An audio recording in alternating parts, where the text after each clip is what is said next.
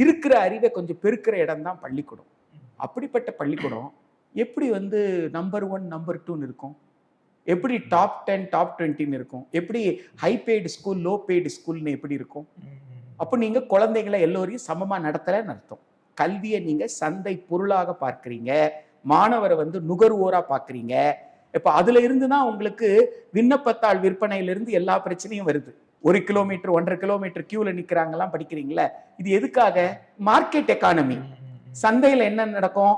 Demand அதிகமா இருந்தாதான் supply கம்மியா இருக்கணும், டிமாண்ட் அதிகமா இருக்கணும். அப்பதான் வந்து பிரைஸ் ரைஸ் ஆகும். விலையை ஏத்தரிச்சுக்கு உண்டான டெக்னிக் அது.